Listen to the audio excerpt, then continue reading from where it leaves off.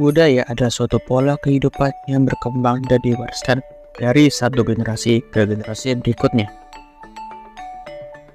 Budaya terdiri dari beragam unsur yang kompleks. Salah satunya adalah tradisi yang menjadi aspek yang esensial dalam kehidupan manusia yang tidak bisa dipisahkan di masyarakat.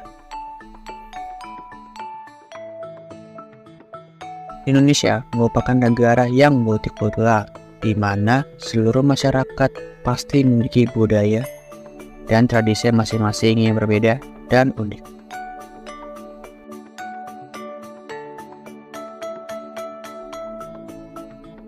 Bahkan di wilayah Jakarta yang dapat dibilang sangat multikultural, kita masih bisa melihat unsur budaya tradisionalnya di kehidupan sehari-hari walaupun sudah berkurang jika ada dibandingkan dengan dulu. Di tengah kehidupan modern ini, Jakarta memiliki banyak budaya unik, mulai dari makanan, tarian, pakaian adat, seni bela diri, dan tak lupa juga dengan pernikahan adat. Pernikahan adalah suatu event yang krusial di dalam kehidupan manusia. Dalam budaya Betawi, ada beberapa tahap dalam prosesi pernikahan. Tahap-tahap tersebut dimulai dari ngeledengin, melamar, ngerudat, akad nikah, kebesaran, negor, dan diakhiri dengan ulang 3 hari. Tahapan ngerudat merupakan tahapan paling meriah di mana rombongan keluarga pengantin laki-laki pergi menuju ke rumah pengantin perempuannya, seraya membawa serah-serahan. Salah satunya adalah roti buaya. Roti buaya merupakan makanan khas Betawi yang wajib disajikan pada acara-acara khusus, salah satunya adalah upacara pernikahan.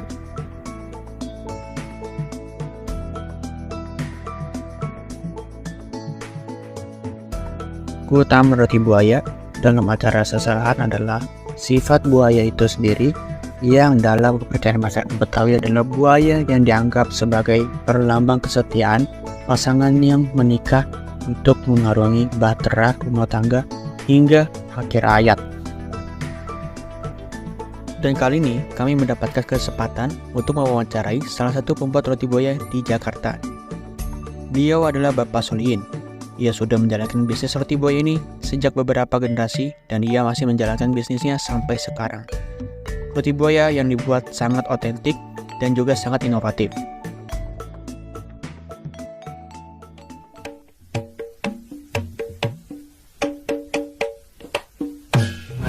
Saya Solihin, karena kalau saya memang asli Jakarta, kalau orang bilang kan Betawi ya, turun temurun dari kakek nenek di sananya Betawi.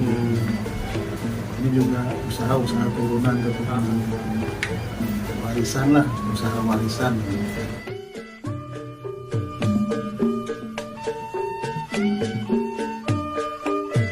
Kalau orang tua kandung ya itu sekitar 30 tahun.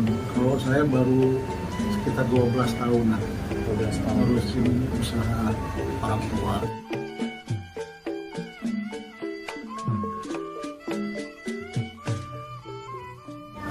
Ya memang kalau dari pendidikan ya jauh kalau misalkan harus jualan roti buaya karena ini keturunan dan tidak ada yang meneruskan.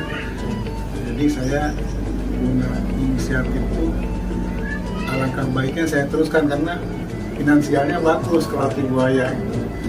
Itu aja sih yang saya jalani, itu lumayan kalau roti buaya karena harganya juga masih lumayan gelap gitu. Dan untuk budaya memang harus diteruskan, sayang kalau nggak diteruskan, itu aja karena udah jadi adat istiadat. Kalau proses tergantung ya, kalau ukuran besar memang makan waktu sekitar 3 jam.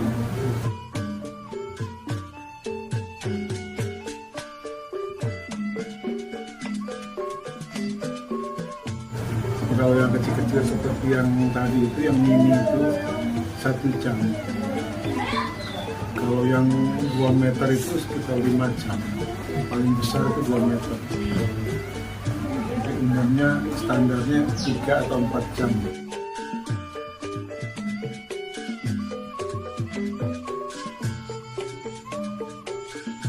pesan sehari sebelumnya, dia mendadak ya harus nunggu seperti pakai masak.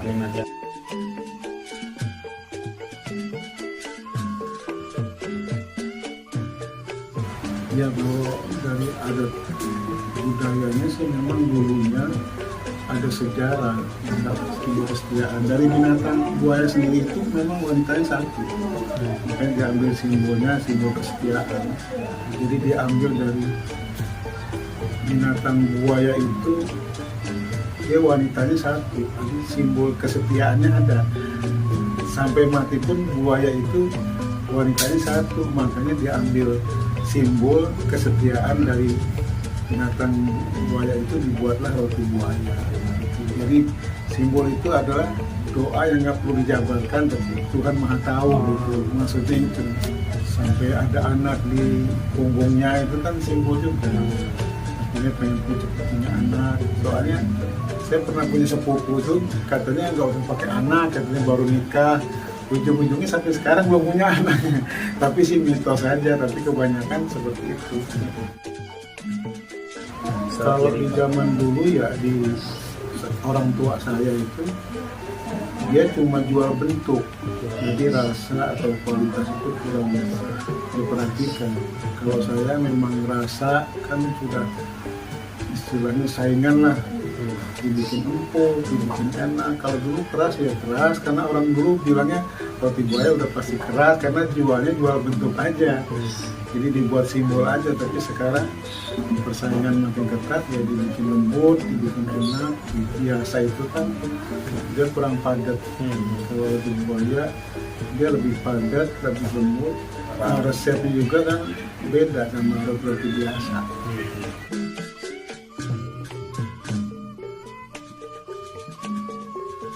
Iya, khusus buat pernikahan. Tapi kalau karena di Jakarta ya, artinya diiklankan secara online, banyak juga yang pesan buat ulang tahun, terus acara-acara kantor, peresmian, terus sambutan tamu, itu sering terima pesanan seperti itu. Kalau di sini ya, bahkan orang Jawa sekalipun atau orang Sunda pun ya, kalau nikah di Jakarta dia pakai roti buaya gitu. Makanya kalau di Jakarta lumayan lah kalau usaha roti buaya. Kalau roti buaya memang monoton ya, artinya bentuknya buaya ya buaya.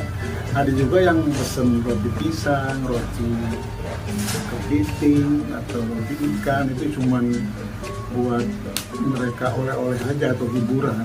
Kalau roti buaya sendiri ya ada istiadatnya, acara buat pernikahan. Saya juga melayani request, ada yang pesan roti komodo, roti kucing pun saya buatkan. Tapi intinya itu roti buaya tadi. Kalau request banyak ya, artinya kita tidak pernah bilang nggak bisa. Bahkan ada pesan roti gitar pernah itu. Tapi ya itu saya bilang bisa dan bisa gitu. Jadi nggak pernah bilang wah nggak bisa, karena kalau kita bilang bisa itu udah pasti bisa, karena kita punya keahlian, kita punya jiwa seni itu. Jadi saya bilang bisa ya bisa.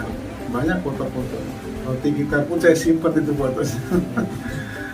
Sekarang kan banyak permintaannya, bahkan roti onta itu pernah saya melayani itu, pesan dari saya.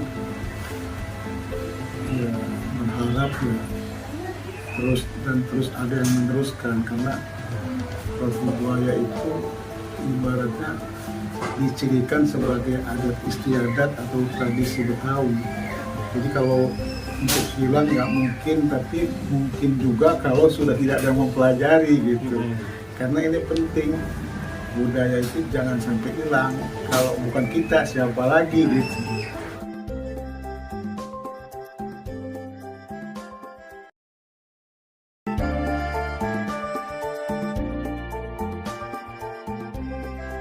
Di era modern ini, banyak hal yang berinovasi mengikuti perkembangan zaman.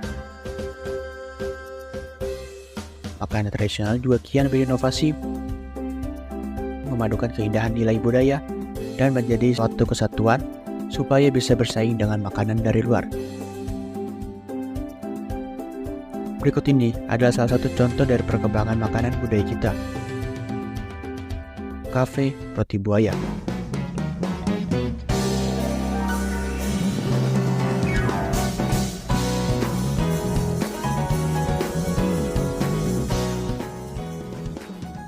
Dengan konsep yang arsitektur, modern minimalis, tempat ini menawarkan suasana nyaman bagi para pengunjungnya.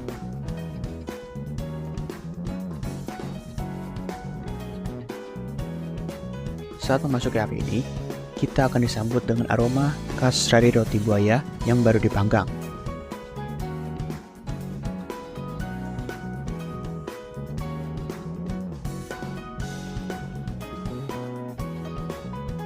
Kita juga bisa melihat roti-roti yang tersusun rapi dalam etalase kaca.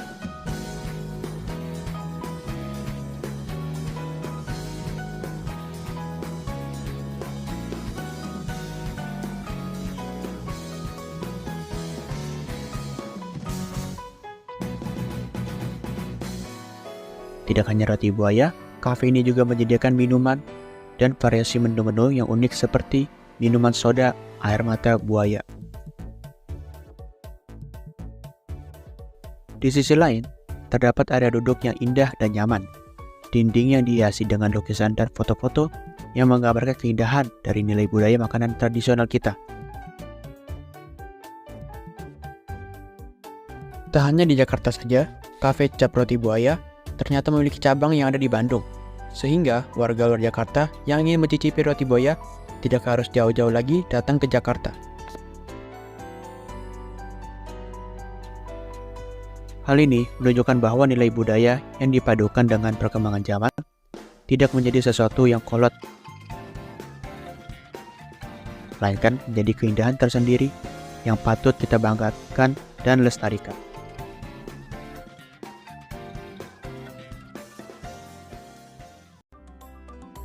Budaya adalah suatu warisan dari nenek moyang kita yang tidak ternilai harganya. Budaya Indonesia sangat banyak dan beragam. Budaya itulah yang seharusnya kita jaga dan kita lestarikan.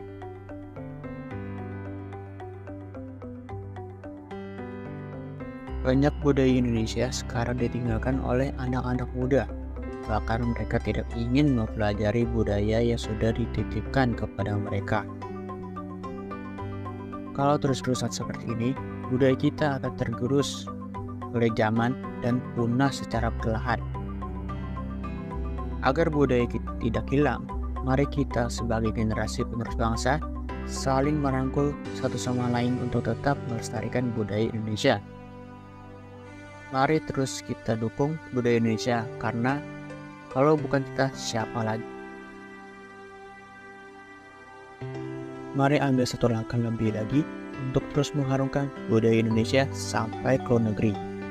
Bukan hanya roti buaya, tapi juga semua warisan budaya lainnya.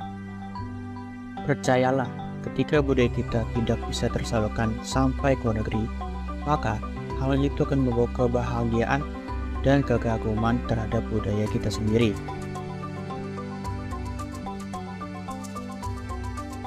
Kita bisa mulai menunjukkan kecintaan kita terhadap budaya dari hal kecil, seperti dengan menggunakan bahasa daerah, menggunakan batik, menyukai makanan khas Indonesia, atau sekedar mendengarkan lagu-lagu daerah. Kita juga bisa menyebarluaskan budaya kita dengan cara menunjukkannya pada orang lain, karena semakin budaya kita dikenal, semakin lestari juga budaya kita.